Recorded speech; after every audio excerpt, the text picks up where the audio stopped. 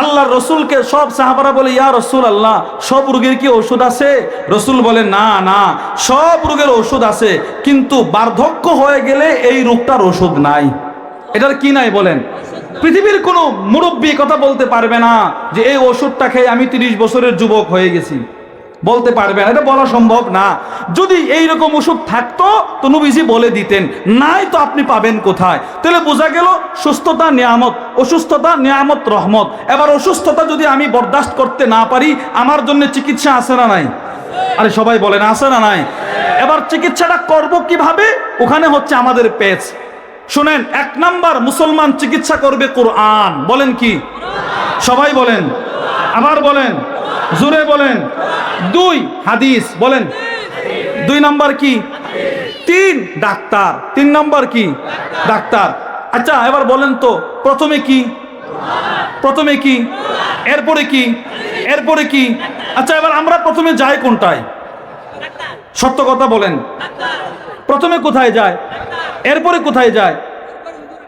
এরপরে যখন ডাক্তার বলে আর চলবে না, তখন হুজুরের কাছে একটা খতম। আরে বাস্তব না বাস্তব বলেন? এটাই তো বাস্তবতা।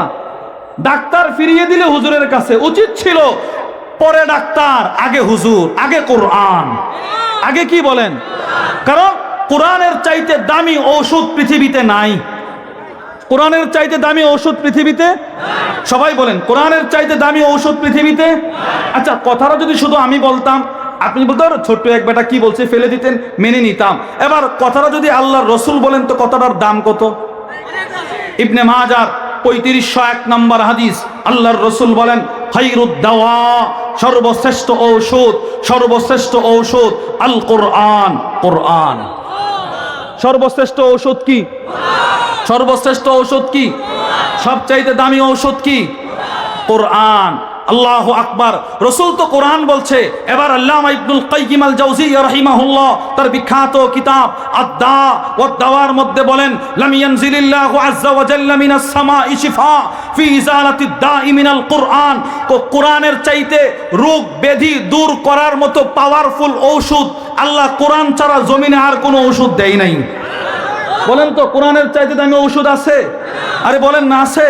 আশ্চর্যের কথা শুনেন, আল্লামা শরফুদ্দীন ইমাম নববী রহিমাহুল্লাহ তার বিখ্যাত কিতাবের নাম আত-তিবিয়ান ফি আদাবি হামালাতিল কোরআনের, ওই কিতাবের মধ্যে 183 নম্বর পৃষ্ঠায় তিনি বলেন, কোরআন এমন এক ঔষধ, পৃথিবীর সব ঔষধ সেবন করা লাগে, কোরআন যদি কোনো অসুস্থ ব্যক্তির সামনে পাঠ করা হয়, ওই ব্যক্তি নিজেকে সুস্থ মনে করে।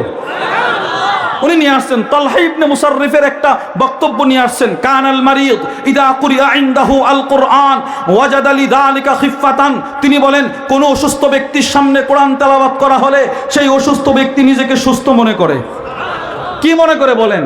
উনি একটা জ্বলন্ত প্রমাণ দিয়েছেন। তিনি বলেন, দাখালতু আলা খাইসামা, আমি খাইসামার ঘরে প্রবেশ করলাম, ওহুয়া মারিদ, সে ছিল অসুস্থ। আশ্চর্য, আমার বন্ধু বান্ধব বলে সে সাকরাতে চলে গেছে, 20 দিন বাঁচবে না।